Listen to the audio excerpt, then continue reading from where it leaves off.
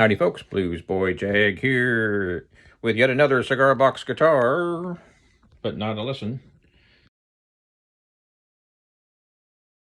Lots and lots of sawdust. Ooh. Lots of parts. Parts is parts. Epoxy, lights, all sorts of parts. Extra stuff over there. Trash. Lots and lots of trash. Lots and lots of screws. Hey, there's my dryer with all sorts of stuff on top of it. And there's my washer with the fan. Lots of Dremel stuff right there. And epoxy. Right now, I'm epoxying the pickup inside the box.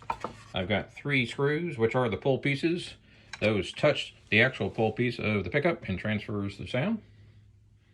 Wood weight to balance and give you extra sustain. If you listen closely, you can still hear it sustaining. Isn't that very exciting? And my little Roland test amp up there. Very exciting. I use that for a heat lamp. I'm gonna make a banjo out of this probably next week. It's been a long time since I made a banjo out of one of those. I sold those on eBay when I first started out in 2004. Ted Nugent. That was a gig probably about, let's see, 2005 or 6. Something like that. I was doing a one-man band, and this guy was called Dear Stabby. For some reason, he put Ted Nugent on the poster. Not quite sure why. There's the original logo. Ooh, look at all that sawdust. Lots and lots of sawdust. That's about, a week or 2 of sawdust, maybe. So I blow all this out. Currently, my air compressor is busted. So I will be purchasing another one soon. There is a certain need for that, for sure. Okay, so this pickup here should be dry. Hopefully you can see what I'm seeing, because I can't. And that's what it looks like on the front. I wrapped the strings around those screws, 25.5-inch scale right there. And I will be cutting a hole right here, and I'll put the volume control there, and then I'll solder it up. So I'll be back in a minute. Alrighty, everything is soldered up. Let's take a look at it. It's not going to be pretty. Alright, so we got the wires going in from the jack to the volume control. Pickup is embedded. So let's plug her in and see what we have here. I've got the good old-fashioned Roland micro cube. I'm going to turn the volume up to about 25%, distortion about 50%, and volume all the way up. Ooh, look at it. Yeah, let's put the fancy dancy volume knob on here. That way it won't make all that noise. Okay, so we grab our string, which has been perpetually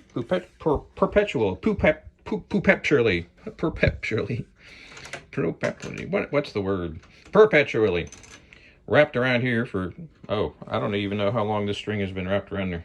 8 or 10 years, something like that. So this is my test string.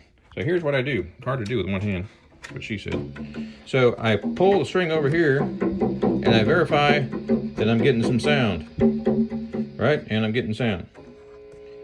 Now, if you notice, there's a little bit of hum there. Let me turn the amp up so you can hear it a little bit better. So if I turn the amp up pretty loud and I turn the distortion on, then you can hear some buzz here. So if I turn the volume down, you can hear the buzz.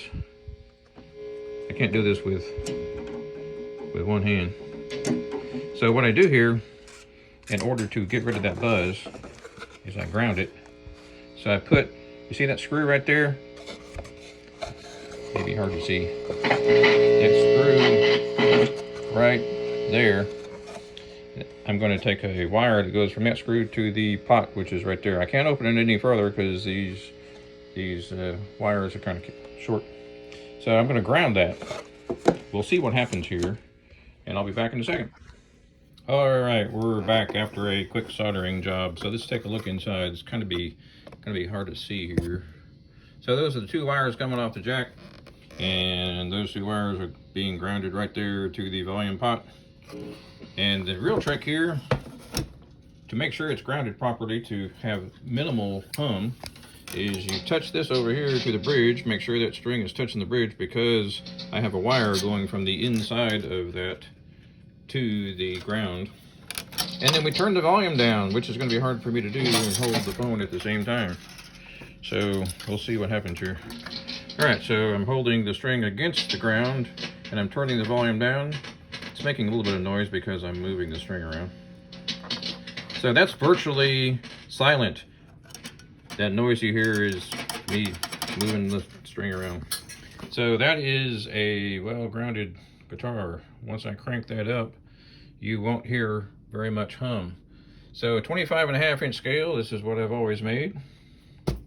I've got some white wood in here, which I think I showed you earlier.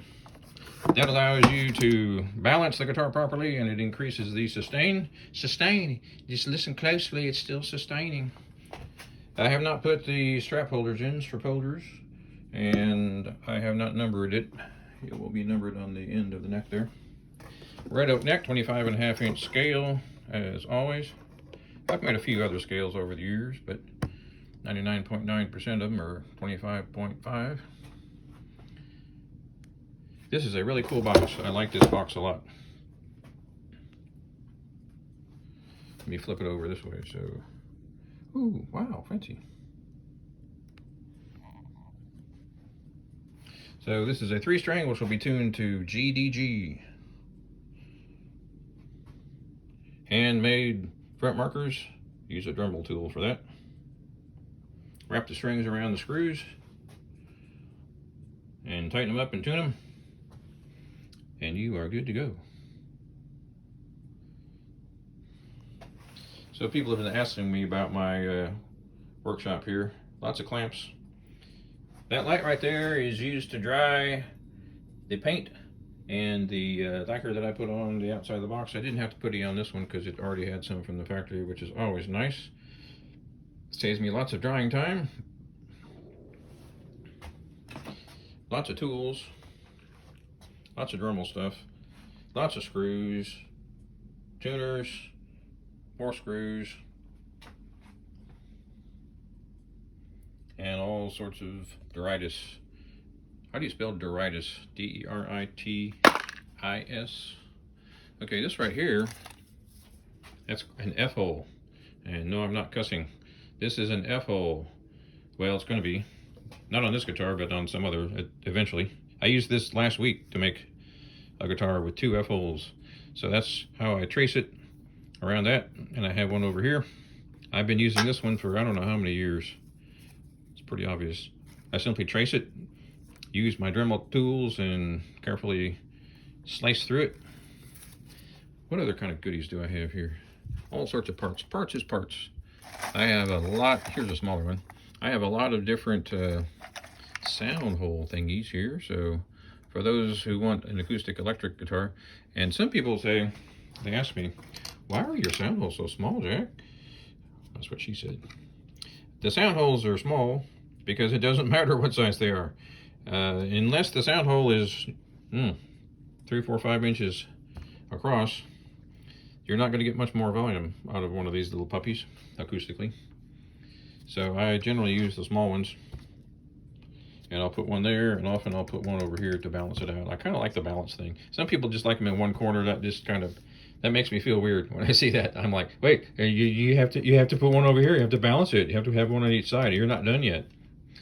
That's my OCD coming through, I guess. Dremel tool, lots of mileage on that one. All right, what else?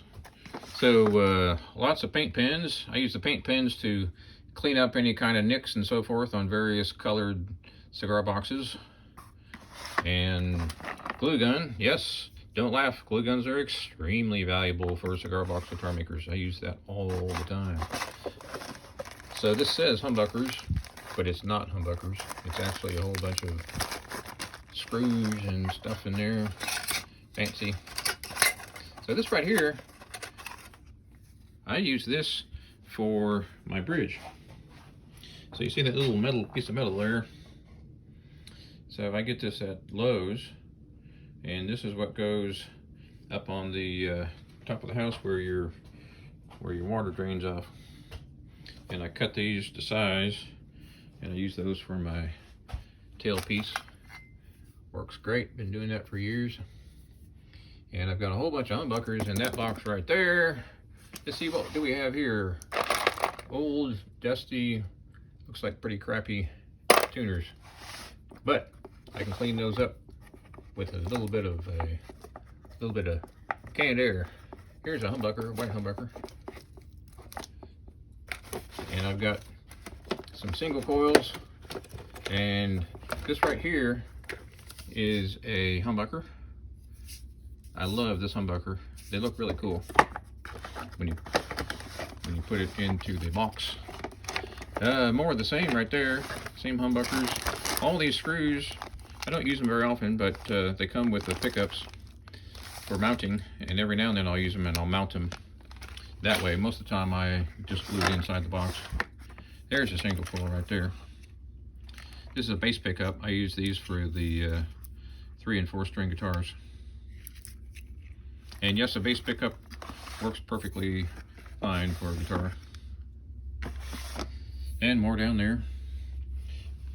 Again, lots of sawdust. So this one right here is going to be a 3-string tuned to open G. And I'm going to finish it up here in a few minutes, and I'll be back to show you the end result. Well, well, well. Mission accomplished. All done. 3-string open G. Strings wrapped around the screws on the end there. Handmade bridge, perfectly insulated. These screws ensure that it's perfectly in tune. 1 volume control here. 3 strings. Single coil pickup embedded inside the box. Those are the pole pieces that are touching the pickup on the inside. Bluesboyjag logo. 25.5-inch scale, just like a Stratocaster.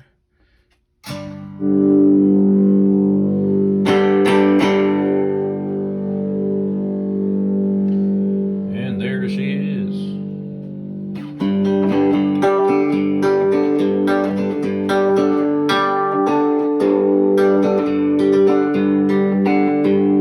So I'm using a cube, and those are the settings if you can see it. Lots of sawdust.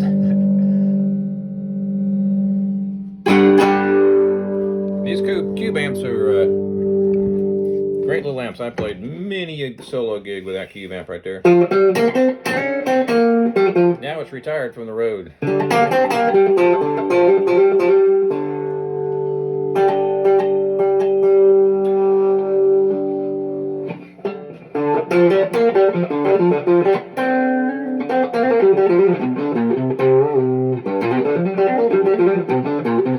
So I have graduated to the Cube 10GX amplifier, and you should check out the video on that one on my website, on my YouTube channel.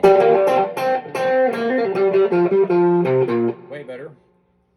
Not that this is a bad amplifier, but Cube 10GX way better. It's got a direct out. I use it for my assisted living gigs. So I can plug directly out into my bows if I want to. But I'm getting off subject here. So this has an L bracket here, which allows me to raise or lower the strings just slightly, because it pulls the neck down just slightly or raises it up just slightly. So if you want higher action, you loosen that bolt right there just a little bit. And if you want lower action, you tighten it just a bit.